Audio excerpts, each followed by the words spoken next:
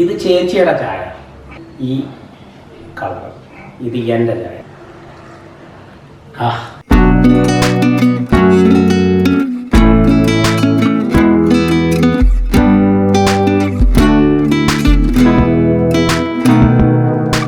ഇവിടെ കുറേ ദിവസമായിട്ട് വ്ളോഗിൽ പറയുന്നില്ലേ സ്പെഷ്യൽ ചായ എന്ന്. അതാണേ സംഭവം. അയ്യോ, നിങ്ങൾ ഇതൊന്ന് ഇട്ട് കുടിച്ചു നോക്കണേ. ഇത് കുടിച്ചു നോക്കി അതിന്റെ ടേസ്റ്റ് എനിക്ക് ഈ ക്യാമറയിൽ കൂടെ തരാനൊക്കത്തില്ല. അതുകൊണ്ടാണ് അത്രയ്ക്ക് നല്ല ടേസ്റ്റായി ചായ. നല്ല കേട്ടോ, ഒരു ദിവസം എനിക്ക് ഇട്ട് തന്നു. നല്ല ടേസ്റ്റിയാണ്. ഏലച്ചായ എന്ന് വേണേ പറയാം, മസാല ചായ എന്ന് പറയാൻ പറ്റില്ല. ഏലച്ചായ എന്ന് വേണമെങ്കിൽ പറയാം. ഏലച്ചായ എന്ന് വേണേ പറഞ്ഞു. അപ്പോൾ ഈ ഇലകൾ വീട്ടിലുള്ളവർ അത് കാണിക്കാൻ എന്തൊക്കെയാന്ന് തീർച്ചയായിട്ടും ഇത് ട്രൈ ചെയ്യണേ. അപ്പോൾ കഴിഞ്ഞ വ്ളോഗൊക്കെ കണ്ടിട്ട് എല്ലാവർക്കും ഇഷ്ടപ്പെട്ടു. കുറേ പേര് എൻ്റെ അടുത്ത് പറഞ്ഞു, ചേച്ചി ചേട്ടനെ ഇങ്ങനെ വഴക്ക് പറയാതെ ചേച്ചി. ഞാൻ വഴക്ക് പറഞ്ഞതല്ല. ഇപ്പം എൻ്റെയും കൂടെ കുടിക്കുന്ന തോന്നേ. ഞാൻ വഴക്ക് പറഞ്ഞതല്ലെന്നേ. ജോസഫ് തന്നെ കുക്ക് ചെയ്യുവാണെങ്കിൽ ഞാൻ അടുക്കളയിലോട്ട് പോകത്തേ ഇല്ല. എങ്ങനെ കട്ട് ചെയ്തിട്ടാലും എങ്ങനെ തുണ്ടിച്ചിട്ടാലും എന്ത് വേവിച്ച് തന്നാലും ഞാൻ സ്വാദോടെ കഴിക്കും, ഒരു പരാതിയില്ല. അപ്പോൾ ഇതെന്ന് പറയുന്നത് ലോകം മൊത്തം കാണുന്നതല്ലേ. ഞാനത് പറഞ്ഞായിരുന്നു സ്പെഷ്യൽ ചായ. അപ്പോൾ ആ ചായയിലിടാൻ വേണ്ടി ഒരു 2 പനിക്കൂർക്ക ഇത് വെച്ച് എങ്ങനെ ചായ ഇടാൻ ഒക്കും, ഇതുകൊണ്ടുള്ള ഗുണങ്ങൾ എന്തുവാണെന്നുള്ളത് ഞാനിന്ന് കാണിച്ചു തരാം. പനിക്കൂർക്ക എന്ന് പറഞ്ഞ എല്ലാവർക്കും മനസ്സിലായോ? ഞവരയില എന്ന് പറയും, പനിക്കൂർക്ക എന്ന് പറയും. ഇതാണേ ഈ പനിയൊക്കെ ഉള്ള സമയത്ത് കൊച്ചു കുഞ്ഞുങ്ങൾക്കാണേലും ഇത് ഇല പറിച്ച് തവയിൽ വെച്ചൊന്ന് ചൂടാക്കുന്നിട്ട് അതിൻ്റെ നീര് പിഴിഞ്ഞെടുത്ത് കൊച്ചുങ്ങൾക്ക് കൊടുക്കും. അല്ലാതെ കഷായം ഇടാനൊക്കെ ഇത് നല്ലതാണേ. അതാണ് സംഭവം. 1 കപ്പിന് 1 ഇല എന്നുള്ള കണക്കിലാണ് ജോസ് ഇടുന്നത്. അപ്പോൾ എത്ര ഇല എടുത്തു?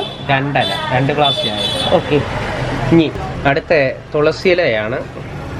ഒരു 1 വലിയ തുളസിയാ, വലിയ തുളസിമരാ നിൽക്കുന്നേ. അതുകൊണ്ട് 2 തുളസി. അത് കളിയാക്കിയതാ കേട്ടോ. അതെ, ഇത്രയേ ഉള്ളു എന്റെ തുളസി ചെടി. അതിന് കളിയാക്കിയതാ വലിയ തുളസിന്ന്. അപ്പൊ ഇത് കണ്ടല്ലോ, അതാണ്ട് ഇത്രയും. അപ്പൊ തുളസിയായി പനിക്കൂർക്കയായി. ഈ 2 സാധനം വെച്ചുകൊണ്ട് ഒരു ചായ ഇടാൻ പോവാണേ. അപ്പോഴ് ഇതിപ്പം ഇവിടെ ഞങ്ങള് ഇവിടെ വെളിയിൽ വലിയ അഴുക്കില്ലാത്ത സ്ഥലമാണ്. റോഡ് സൈഡിൽ നല്ല പൊടിയുണ്ടല്ലേ. എങ്കിലും എവിടുന്ന് എടുത്താലും ഇത് ചൊവ്വയൊന്ന് കഴുകണം. അതിന് താണ്ടേ ഇതിനകത്ത് ഇച്ചിരി വെള്ളം ഒഴിക്കാം. ഒരു 2 മിനിറ്റോ 1 വെള്ളത്തിൽ ഇട്ടിട്ട് കഴുകിയെടുത്താലും കുഴപ്പമില്ല. ഒത്തിരി 1-2 മിനിറ്റ് വേണമെന്നുണ്ടെങ്കിൽ വെള്ളത്തിൽ ഒന്ന് ഇട്ട് വെക്കുക. രണ്ടാമത് മഞ്ഞപ്പൊടിയോ ഉപ്പോ ഇട്ട് കഴുകുന്നെങ്കിൽ അങ്ങനെയും കഴുകിക്കോളൂ. ഇവിടെ ഇപ്പം ഞങ്ങൾ അത് ഇടുന്നില്ല. വേണോ? നീറ്റാ ഇത്. കണ്ടോ, വെള്ളത്തിൽ അഴുക്കൊന്നും ഇല്ല. അത് റോഡ് സൈഡ് അല്ലേ, നല്ല പൊടി. ആ ചെടിയിൽ നല്ല പൊടിയുണ്ട്. വേണ്ട.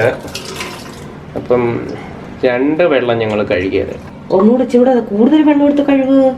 അല്ല, ഇനി ആ റണ്ണിങ് വാട്ടറിലോട്ട് പിടിച്ചെങ്കിൽ 2 വെള്ളം കഴിഞ്ഞാൽ 3-ാമത്തെ വെള്ളമായി. ഇനി ഇതിനകത്ത് ഒന്നും ഇല്ല. ഇനിയിപ്പം ഇത് ഈ ഇലയെല്ലാം കൂടെ ഒന്ന് പോവും. ഓൾറെഡി ഞവരയില ഒടിഞ്ഞു. അതാ ഞാൻ സൂക്ഷിച്ച് കഴുകണമെന്ന് പറഞ്ഞേ.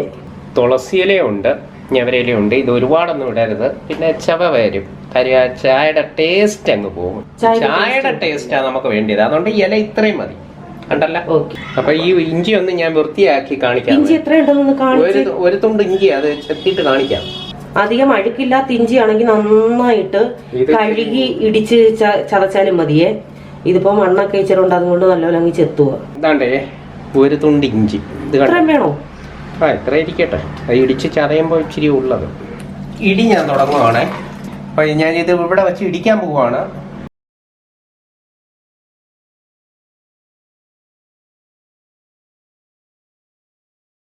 ഇവിടെ 2 ഗ്ലാസ് ചായയാണ് അനത്തുന്നത്.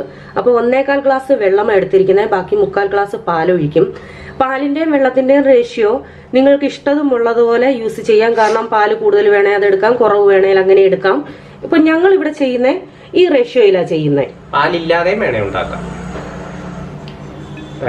ആദ്യം അപ്പം ചതച്ച് വെച്ച ഇഞ്ചിയും തുളസിയും അതേപോലെ തന്നെ ഈ പനിക്കൂർക്ക ഗ്യാസ് കത്തിക്കുകയാണ്. അപ്പൊ ഇത് ഒന്ന് തിളച്ച് വരട്ടെ, നല്ലപോലെ തിളച്ച് വരട്ടെ. തേയില എപ്പോഴാ ഇടുന്നത്? തേയില ഇത് തിളയ്ക്കുമ്പോ തേയില പഞ്ചസാരയൊക്കെ ഇടും. ഇതിനകത്ത് ഗുണമെന്ന് പറയുന്നത് ഈ തുളസി, ഇഞ്ചി, പനിക്കൂർക്ക എന്ന് പറയുന്നത് നമുക്ക് അത് ശരീരത്തിന് നല്ലതാണ്. പനിയും ജലദോഷം ഇങ്ങനെ കണ്ടിന്യൂസ് വരുന്നവർക്ക്, ചെറിയ തണുപ്പ്, ഡിസംബർ മാസമൊക്കെ ആകുമ്പോഴത്തേക്ക് ചെറിയ തണുപ്പും കാര്യങ്ങളും ഒക്കെ ഉണ്ടെങ്കിൽ ഇങ്ങനെ ചായ കുടിക്കുന്നത് നല്ലതാണ്. അപ്പോൾ ചായ ഒന്ന് തിളക്കി ചായ. ഞാനാണെങ്കിൽ ചർച്ചിൽ പോയിട്ട് വന്നതാണ്, എന്നിട്ട് ചായ കുടിക്കാൻ നിൽക്കുകയാണ്. ദിവസം ചർച്ചിൽ ഇന്ന് ബുധനാഴ്ച പ്രെയർ ഉണ്ടായിരുന്നേ. അത് കഴിഞ്ഞിട്ട് വന്നപ്പോഴേ ഒരു ചായ വേണമെന്ന് പറഞ്ഞു. അപ്പോൾ ഓൾറെഡി 1-2 വ്ളോഗിൽ പറഞ്ഞില്ലേ സ്പെഷ്യൽ ചായ ഉണ്ടെന്ന്. അതാണ് ഇത്. ഉണ്ടാക്കാൻ തുടങ്ങിയപ്പോൾ എനിക്ക് അതിന്റെ വീഡിയോ എടുക്കാന്ന് വെച്ചു. വെള്ളം തിളച്ചു. ഒറ്റ ഒരു സ്പൂണ് തേയിലയാണ് ഞാൻ ഇട്ടേക്കുന്നത്. രണ്ടാമത് അതിനകത്ത് വേണ്ടി പഞ്ചസാര 2 സ്പൂൺ പഞ്ചസാര. അല്പം പഞ്ചസാര കൂടുതലുള്ള വേണമെങ്കിൽ കൂടുതലെടുക്കുക. നല്ലപോലെ തിളച്ച് വരുന്നുണ്ട്.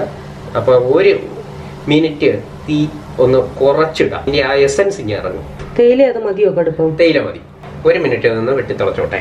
അപ്പോൾ ഇത് കാച്ചിയ പാലാണ്, 3/4 ഗ്ലാസ് പാലാണ് ഉള്ളത്. 3/4 ഗ്ലാസ് പാലുണ്ടത്. അപ്പോൾ അത് തീ കുറച്ച് വെച്ച് ഇങ്ങോട്ട് ഒഴിച്ചു കൊടുക്കുക. കണ്ടിട്ട് ഇനി തീ കൂട്ടിയിട്ട് കൊടുക്കുക.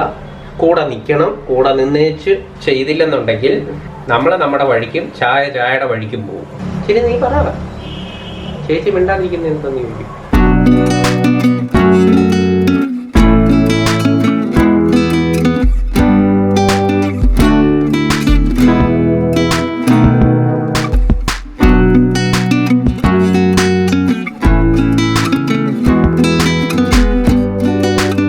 ഒരു മിനിറ്റ് ഇങ്ങനെ തീ കുറഞ്ഞ് കിടക്കട്ടെ. നമ്മൾ ഇളക്കിയും കൂടെ ഇരിക്കുക. തേയില ഇത് മതിയോ? തേയില മതി. തേയില ഭയങ്കര കടുപ്പം വേണമല്ലോ. വേണ്ട വേണ്ട വേണ്ട. അല്ല, ഞാനിങ്ങനെ കടുപ്പത്തിൽ തിരുവനന്തപുരം പറയല്ലോ കുറവാണ്. വല്ല പോലെ വെട്ടി തിളയുന്നുണ്ടോ? ചായ റെഡി ആയിട്ടുണ്ട്. തീ ഓഫ് ചെയ്യാം നമുക്ക്. അപ്പൊ ഇത് ഒഴിക്കുവാണേ. ഹെൽമെറ്റിലുള്ള ചേച്ചി അടുത്ത് ഒഴിച്ചത്. ഇങ്ങനെ കാണുന്നുണ്ടോ?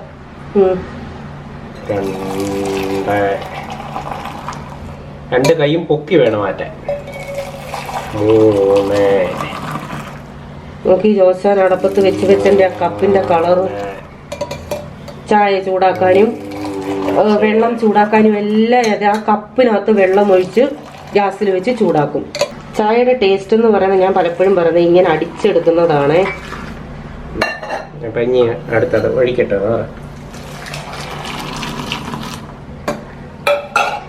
ചായ ഏതാണ്ട്